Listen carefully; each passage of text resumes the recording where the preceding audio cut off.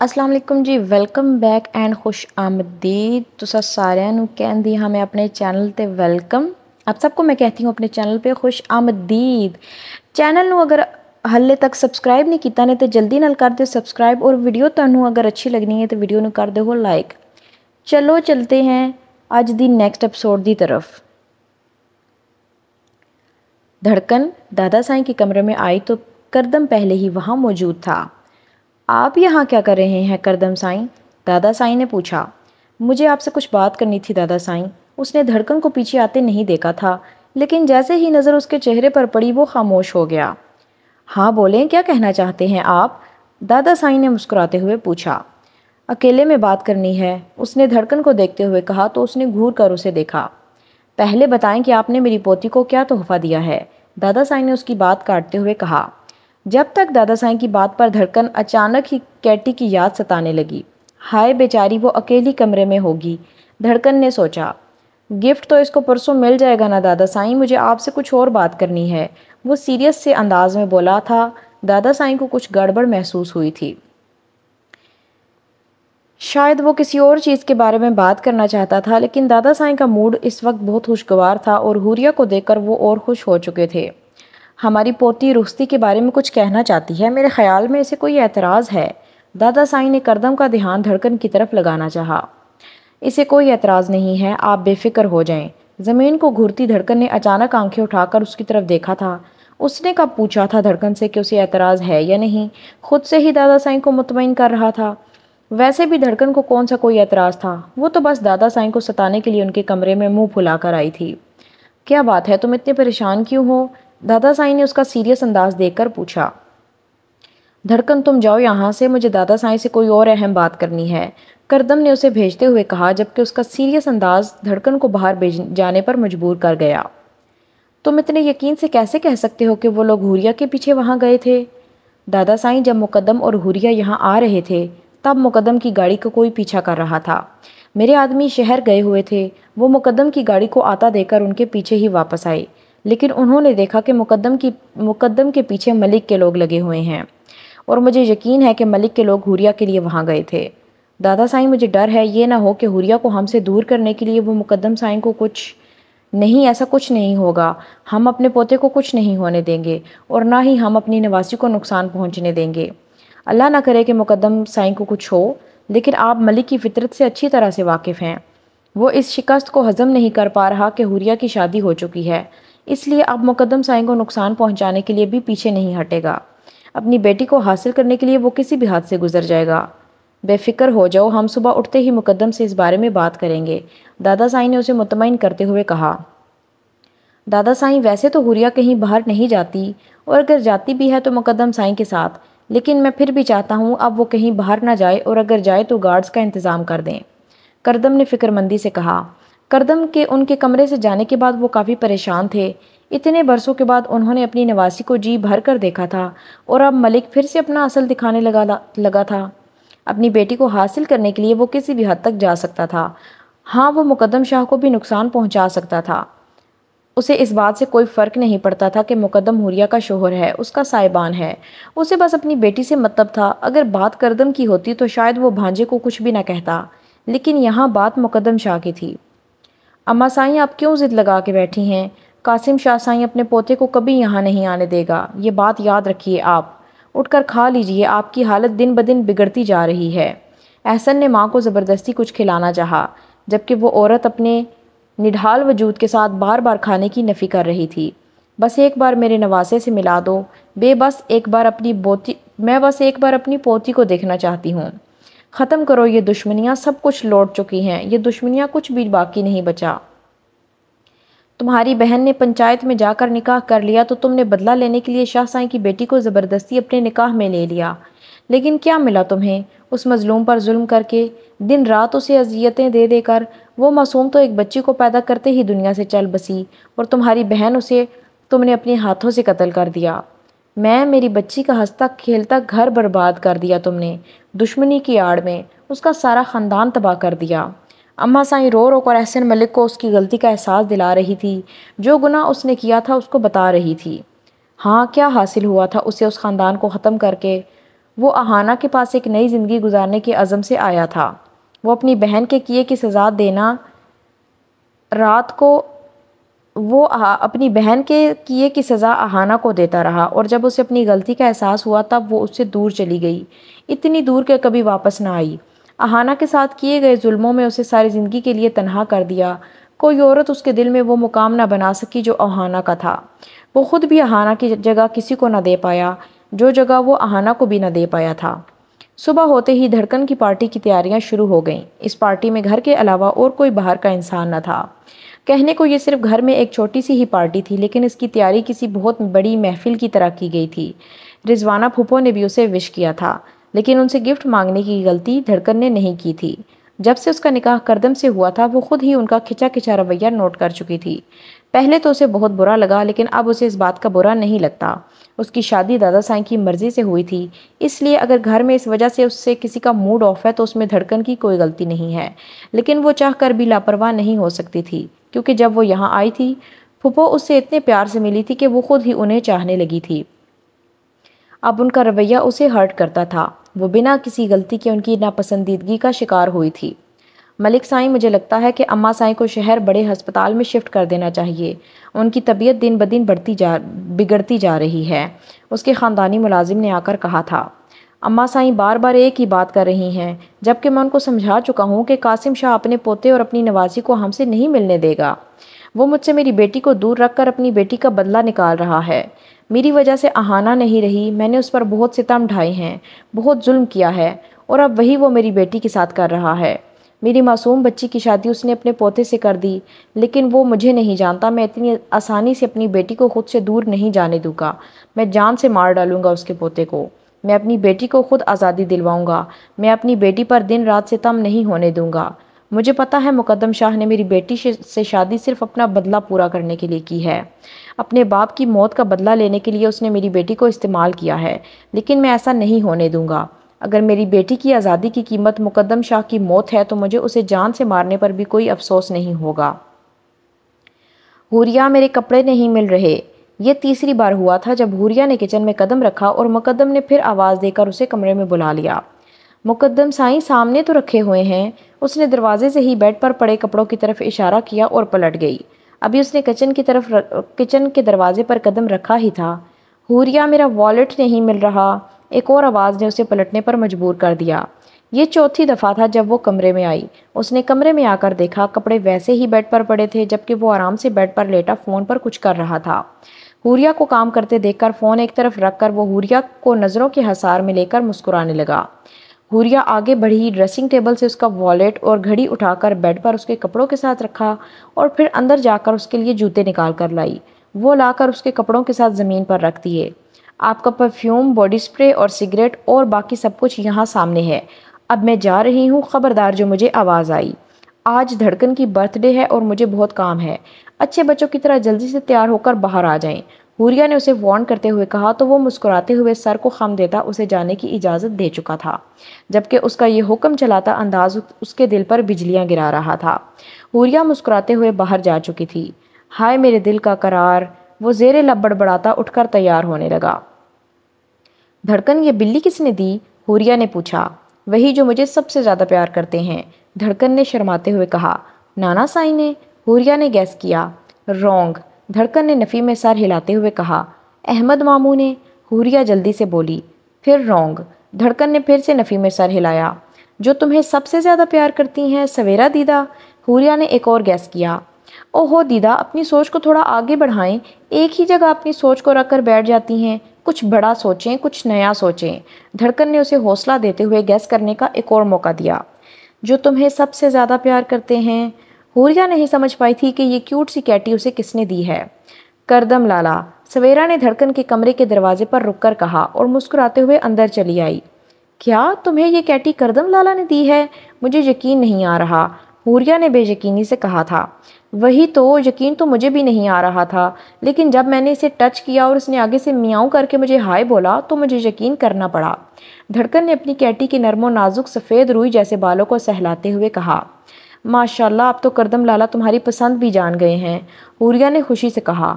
جاننے گے زبردستی مجبور کر کے لیا ہے یہ گفٹ، ورنہ وہ تو نہ جانے کون کون سے رسم و رواج نبھانے کے چکر میں تھے۔ اور میں نے مقدم لالا کو بھی فون کر کے کہا تھا کہ میری دیدہ کو گفٹ دیں۔ دیکھا آپ کی بہن پلس نند پلس بھابھی نے کیسے کتنا پرانا رواج ختم کر دیا، دھڑکن نے اتراتے ہوئے کہا، جس پر حوریہ اور سویرا نے باقاعدہ اس کے لیے تالیاں بجا کر اس کی حوصلہ افزائی کی تھی۔ کردم تم نے کیا گفٹ دیا دھڑکن کو؟ دادا سائیں سب کے ساتھ باہر لاؤنج میں بیٹھے تھے جب اچانک انہوں نے کردم سے پوچھا۔ دادا سائیں اس وقت میں بہت بیزی ہوں، پہلے ہی زمینوں کے بہت بڑے مسائل چل رہے ہیں، میرے پاس ان فضولیات کے لیے ٹائم نہیں ہے، اور فکر نہ کریں دے دیا ہے میں نے اسے تحفہ، کردم لا تعلقی کا اظہار کرتے ہوئے بولا۔ وہ ابھی بھی چودھری سے مل کر واپس آیا تھا۔ ویسے دادا سائیں آپ لوگ دھڑکن کو بچی کر کر کے بالکل ہی بچہ بناتے جا رہے ہیں، اسے تھوڑا میچور کیجئے، بچوں کی طرح اس کی ساری باتیں مان کر آپ لوگ اس میں بچپنا زیادہ لا رہے ہیں، کردم نے اپنے فون پر مصروف انداز میں کہا۔ ہاں بالکل ٹھیک کہہ رہے ہیں کردم سائیں، مقدم نے بات میں حصہ لیا، لیکن ماشاءاللہ سے آپ نے جو اسے گفٹ دیا ہے اس سے وہ جلدی میچور ہو جائے گی، ہوپ سو اس سے اسے عقل آ جائے اور وہ زیادہ سمجھداری والے کام کرے۔ مقدم نے اپنی ہنسی دبائی تھی جبکہ کردم پچھتا رہا تھا کہ آخر اس نے بتایا ہی کیوں کہ کردم نے دھڑکن کو ایک بلی کا بچہ گفٹ میں دیا ہے۔ خیر چھوڑو ان سب باتوں کو، کردم گاؤں میں سبھی گھروں میں شادی کے کارڈ بھجوا دیے گئے ہیں، رخصتی کل ہی ہوگی اور کسی کو کوئی اعتراض نہیں ہے اس سے، احمد شاہ نے انہیں موضوع سے ہٹاتے ہوئے بتایا۔ ان کی بات سن کر کردم کے چہرے پر ایک مسکراہٹ آئی تھی۔ تو انتظار ختم ہوا، تو کل میں تمہیں بتاؤں گا دھڑکن سائیں کہ تم کردم شاہ کے لیے کیا ہو۔ حویلی میں ہر کوئی مصروف تھا، ہر کسی کو اپنی اپنی تیاری کی پڑی تھی، جبکہ دھڑکن نے تو اپنی کیٹی کے لیے بھی نئے کپڑے بنوائے تھے۔ بابا نے پوچھا کہ یہ کیٹی اسے کس نے لا کر دی ہے تو دھڑکن نے کہا اسی نے جو اسے سب سے زیادہ محبت کرتا ہے، لیکن پھر بابا سائیں کو یہ بھی پتا تھا کہ آخر وہ شخص کون ہے جس نے اسے یہ کیٹی لا کر دی ہے۔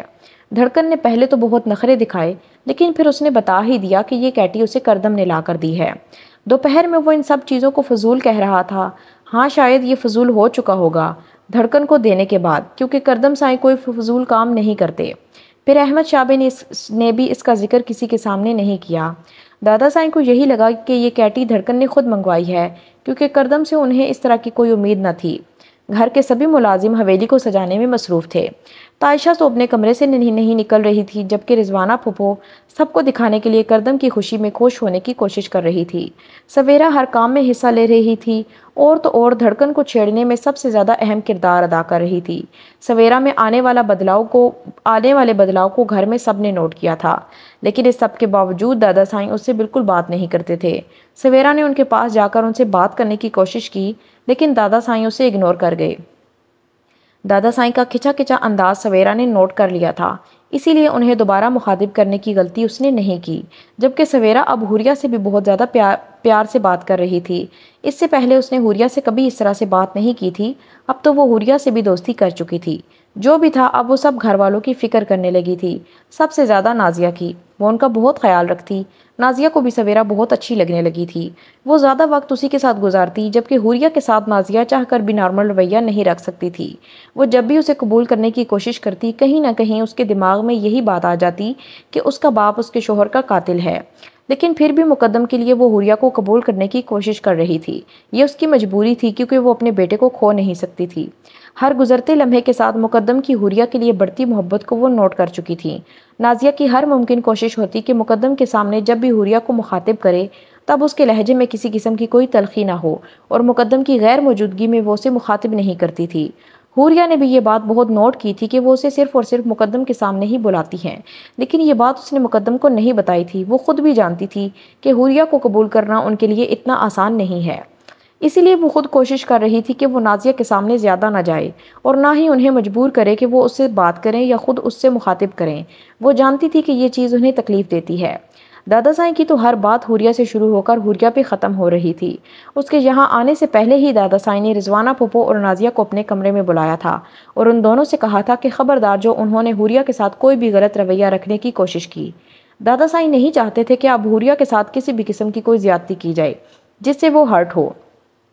رضوانہ پھپھو نے تو واپس آ کر اسے تانا مارنا تو دور کی بات تک نہ کی تھی، اور نازیہ اپنے بیٹے کی محبت میں مجبور ہو کر اس کے سامنے اس سے بات کرنے کی کوشش کر رہی تھی، جبکہ دادا سائیں اپنی ہر پرانی زیادتی، اپنے ہر برے رویے کو بھول کر حوریہ کو محبت سے ویلکم کر چکے تھے، اور حوریہ جو ساری زندگی اپنے نانا کی محبت کے لیے ترسی ہوئی تھی، ان کی ہر پرانی بات بھلا کر ان کے ساتھ خوش خوش رہنے لگی۔ اسے نہ رضوانہ کے رویے سے کوئی فرق پڑتا تھا اور نہ ہی نازیہ کے۔ وہ تو نانا سائیں کو دیکھ کر حیران تھی جو اس سے بہت محبت سے پیش آ رہے تھے۔ اس وقت حوریہ کو کہیں بھی ایسا محسوس نہیں ہو رہا تھا کہ یہ سب کچھ مقدم کی وجہ سے ہوا ہے۔ ایسا محسوس ہو رہا تھا کہ نانا سائیں کے دل میں اپنے آپ ہی اللہ نے اس کے لیے محبت ڈال دی ہے۔ آج سالگرہ تو دھڑکن کی تھی، مگر کھانے کی ساری ڈشیں نانا سائیں کے حکم پر حوریہ کی پسند کی بنائی گئی تھیں، جبکہ دھڑکن بھی دادا سائیں کو حوریہ سے اس طرح سے پیار سے بات کرتے دیکھ کر بہت خوش تھی۔ وہ جب سے آئی تھی دادا سائیں کو حوریہ سے کھچا کھچا نوٹ کر چکی تھی۔ اس نے کئی بار حوریہ سے وجہ بھی جاننا چاہی، لیکن وہ اسے باتوں میں لگا کر کبھی اصل بات نہ بتاتی تھی۔ پھر ایک دن اسے خود ہی سب کچھ پتہ چل گیا، جس دن دادا سائیں نے اسے کمرے سے باتیں سنا کر نکالا تھا۔ اس دن اس نے احمد شاہ کے کمرے میں جا کر ان سے سب کچھ پتہ کر لیا تھا۔ حوریہ تو جب سے مقدم گھر سے گیا تھا تب سے ہی اس کے انتظار میں بیٹھی تھی کہ کب وہ واپس آئے اور کب وہ اسے دادا سائیں کے بارے میں سب کچھ بتائیں کہ کس طرح سے دادا سائیں نے اس سے محبت سے بات کی، ہر بات میں اس سے رائے مانگی، اور یہ تک کہہ دیا کہ اب حوریہ چاہے اہانہ کے کمرے میں جا سکتی ہے، وہاں بیٹھ سکتی ہے، حتیٰ کہ وہاں رہ بھی سکتی ہے۔ حوریہ کی خوشی کی تو مانو کوئی انتہا ہی نہ تھی۔ دادا سائیں کی اجازت کے بعد وہ تھوڑی دیر اہانہ کے کمرے میں بھی گئی تھی۔ اس کی پرانی چیزیں دیکھتے اسی محسوس کرتی، نہ جانے کتنی دیر وہ اس کے کمرے میں روتی رہی، جب نانا سائیں وہاں آئے اور اسے اپنے سینے سے لگایا۔ یہ وہ واحد غم تھا جو نانا سائیں اور حوریہ کا ایک سا تھا۔ اس غم پر دونوں کا برابر کا حصہ تھا، برابر کا حق تھا، اور آج یہ حق 19 سال کے بعد حوریہ کو نانا سائیں نے دیا تھا۔ مقدم تو صبح ہوتے ہی اسے تنگ کرتے ہوئے اپنے کام پر جا چکا تھا۔ اتنے دنوں سے کردم سب کچھ اکیلے سنبھال رہا تھا، لیکن اب کردم کی شادی ہو رہی تھی تو مقدم نے فیصلہ کیا تھا کہ وہ اس پر زیادہ بوجھ نہیں ڈالے گا، بلکہ دادا سائیں کے کہنے پر سب کچھ خود ہی سنبھالنے کی کوشش کرے گا۔ اور اس وقت اسے صبح کے گئے ہوئے رات کے 8 بج چکے تھے اور وہ ابھی تک واپس نہ آیا تھا، جبکہ پارٹی کے نام پر دھڑکن اور سویرا نے ملازماؤں کے ساتھ مل کر تھوڑی بہت مستی کی تھی، جس میں حوریہ بھی شامل تھی۔ دھڑکن کی پارٹی بھی بالکل دھڑکن جیسی تھی، اس میں گھر کا کوئی بڑا شامل نہ تھا، بس رنگ برنگی کھانے بنائے گئے تھے، گھر ہی کی ملازمہ کے ساتھ گیمز کھیلی گئیں اور اینڈ پر شاہی کھانا کھا کر کیک کاٹ دیا گیا۔ اس کی بچکانہ پارٹی میں کوئی بھی بڑا شامل نہ تھا، کیونکہ دھڑکن کا کیک تو سب کل رات کو ہی کاٹ چکے تھے، جبکہ اس خاندان میں کبھی برتھ ڈے پارٹی نہیں منائی گئی تھی۔ اس گھر میں یہ خوشی کا دن صرف اپنوں کے ساتھ ہی منایا جاتا تھا، لیکن پھر بھی دھڑکن کو اس کی پارٹی کرنے کی اجازت دے دی گئی۔ آج کی تاریخ میں عائشہ اپنے کمرے سے باہر نہ نکلی، شاید یہ اس کی زندگی میں سیاہ دن تھا۔ جبکہ دھڑکن نے بھی اسے اپنی پارٹی میں بالکل نہیں بلایا، وہ اس کی شکل دیکھ کر اپنا دن خراب نہیں کرنا چاہتی تھی۔ چودھری صاحب، اس دن آپ نے کہا تھا کہ آپ کردم شاہ کو جان سے مار ڈالیں گے، تو کیا آپ سچ میں ایسا کچھ کرنے کے بارے میں سوچ رہے ہیں؟ چودھری کا خاص آدمی اصغر اس کے پاس بیٹھا اس سے پوچھ رہا تھا۔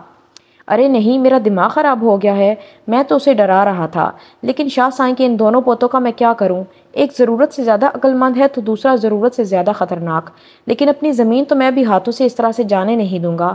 زمین پر میرا حق ہے، میرے باپ سے ایک غلطی ہو گئی، اس نے وہ زمین شاہ سائیں کے نام کر دی، لیکن وہ کروڑوں کی زمین کو میں کوڑیوں کے دام میں دے دوں، اتنا پاگل نہیں ہوں میں۔ لیکن اس زمین کی پہلے تو کوئی قیمت نہ تھی، اس کی قیمت بنی ہے جب لوگوں کو یہ پتہ چلا کہ وہاں لڑکیوں کا اسکول تعمیر ہونے والا ہے، اور وہ زمین تو آپ کے ابا نے انہیں بیچ دی ہے اور وہ رقم بھی لے چکے ہیں، ان کے پاس سارے ثبوت موجود ہیں۔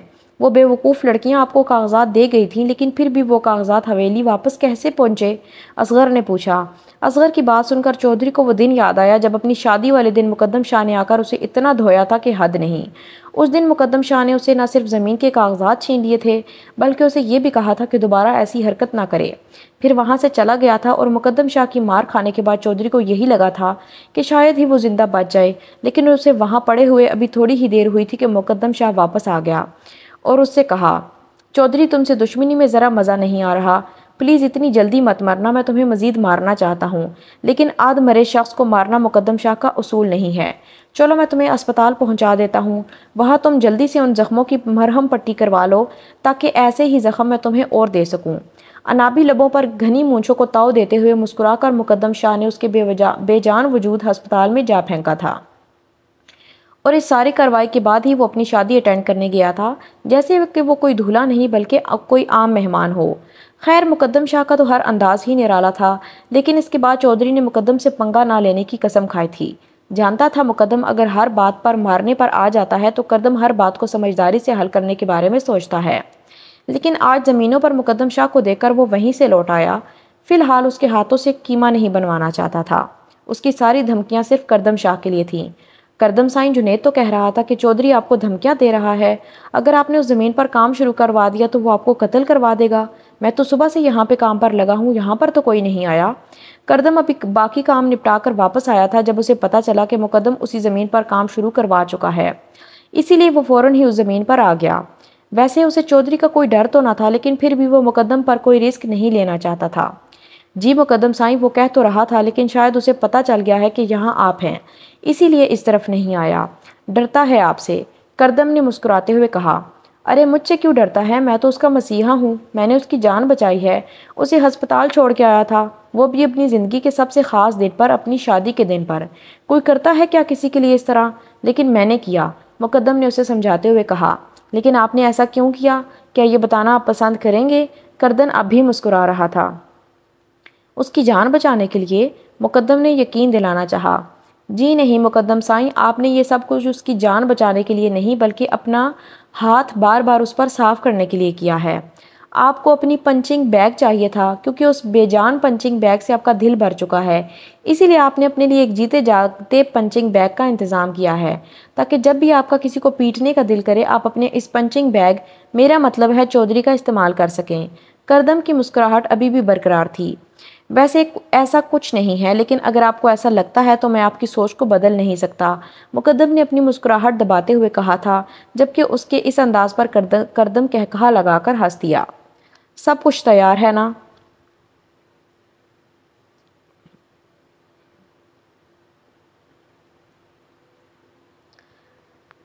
جی تو آج کی ایپیسوڈ یہیں پہ بس کرتے ہیں، کل نئی ایپیسوڈ کے ساتھ دوبارہ ملاقات ہوگی آپ کے ساتھ۔ تب تک اپنا خیال رکھیو، اللہ تساں اپنی حفظ و امان وچ رکھے۔ چینل نو سبسکرائب نہیں کیتا نے تے جلدی نال سبسکرائب کر دیو، تے ادھر تک آئیو میرے نال تے پھر ویڈیو نو بھی لائک کر کے جائیو۔ اپنا بہت زیادہ خیال رکھیو، اللہ حافظ۔